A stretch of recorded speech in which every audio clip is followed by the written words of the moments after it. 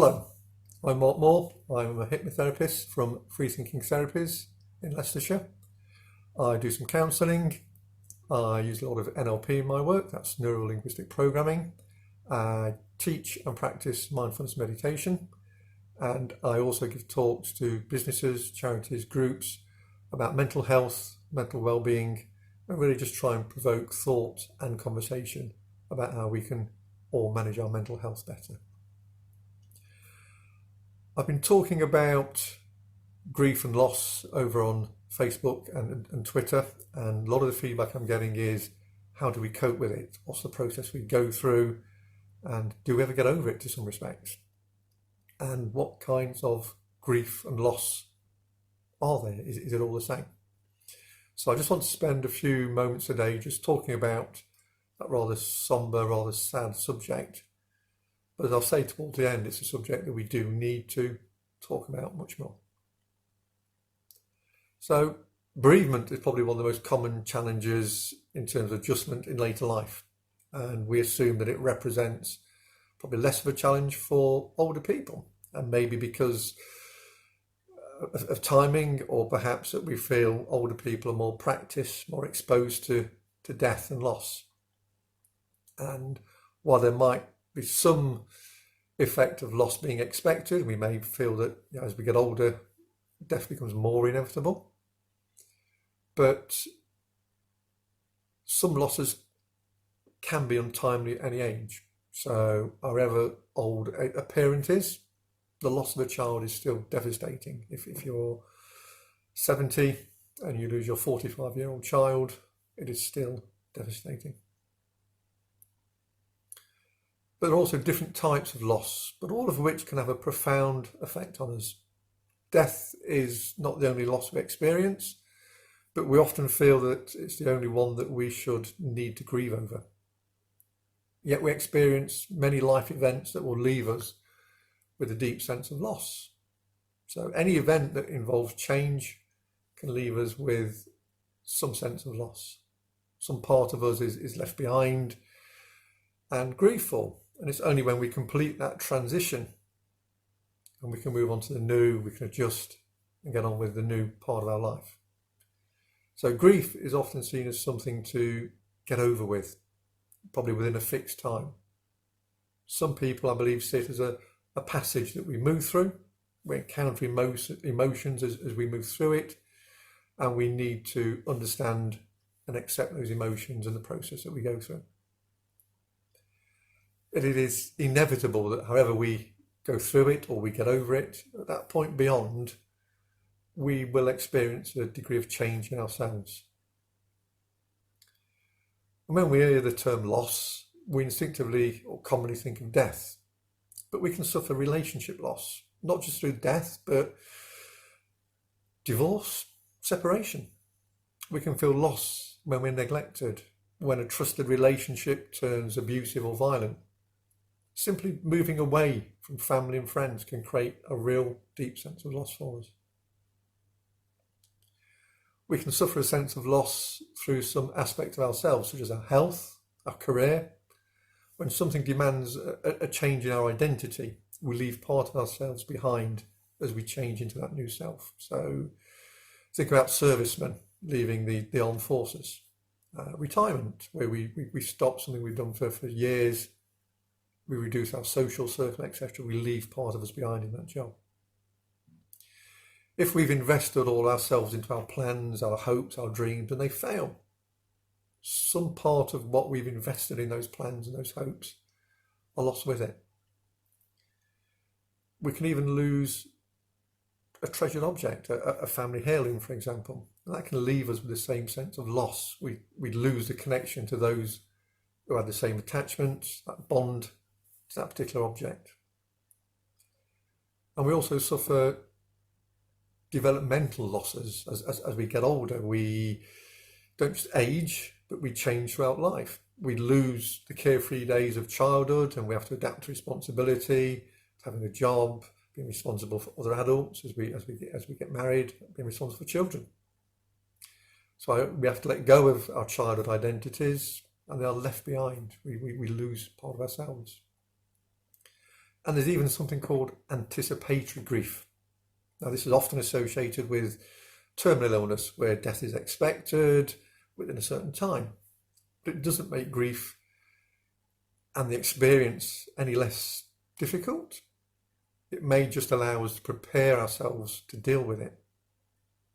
But that anticipatory grief can also be present with the other types of loss I've talked about. If we know we're going to move away, we're emigrating, particularly for a young child, then our family's going to move away, we anticipate the grief we're going to go through. That gives us time to prepare, but it doesn't make it any less real, any less painful. So for all those types of loss, we need to grieve. That allows us to adapt, to change, to make new attachments and move forward. And I've spoken previously about the fear of the unknown, how we create images, stories, concepts of what might be in the scenarios where we don't know the outcome. And death is probably, to me at least, I think it's the great unknown. So as I sit here, I'm not aware that anyone's yet come back to reveal the mystery of what lies beyond our physical self, our conscious awareness, if you like.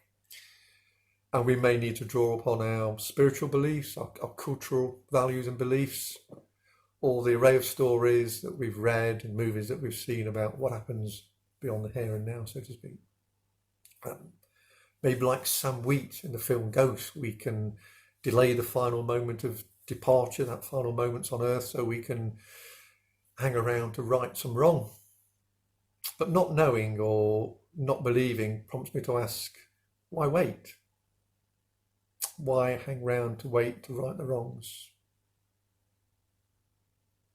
Why not do the good that we can do or say the things that we want to say right now? And we avoid the things that frighten us. I've mentioned this before. And death frightens most of us. Uncertainty, we want to avoid it. I mean, in a literal sense, but we also avoid talking about it for that reason.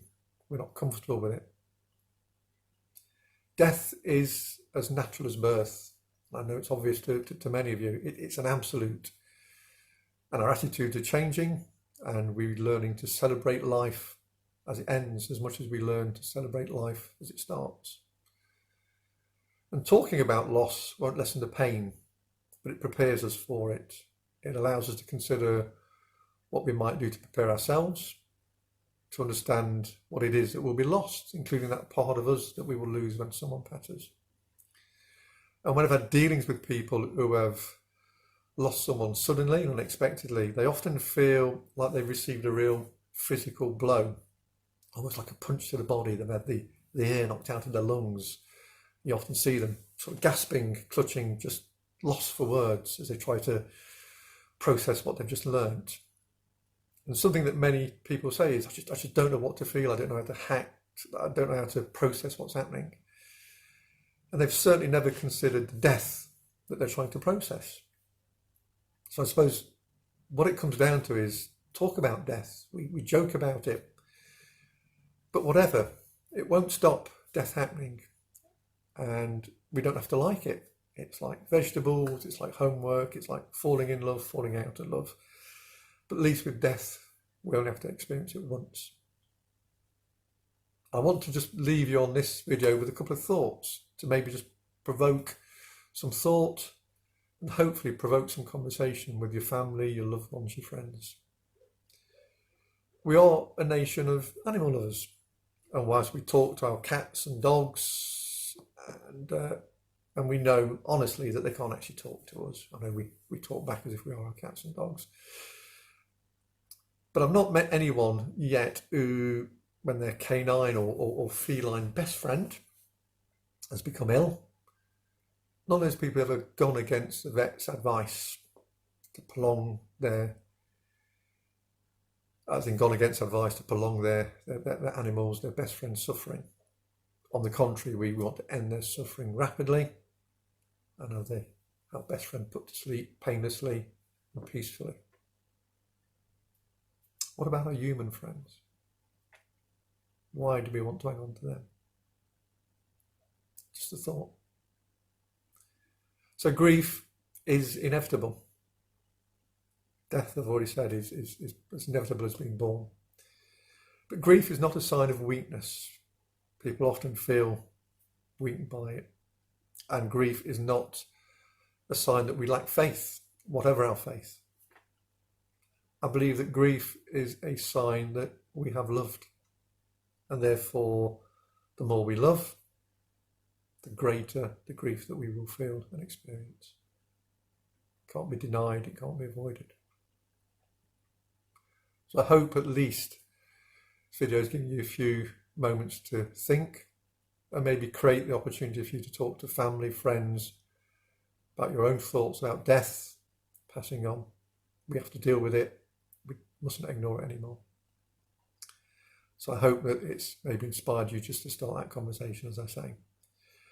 I do continue to talk about a lot of things over on Facebook, social media, Twitter, etc. So head over there and see what's sort of trending at the moment. And I'll be continuing to put videos on YouTube. If you would like this, I'm not sure that's the right term, but give it a like, and you can subscribe for a little bit more positivity and some further updates on some of the things that are trending.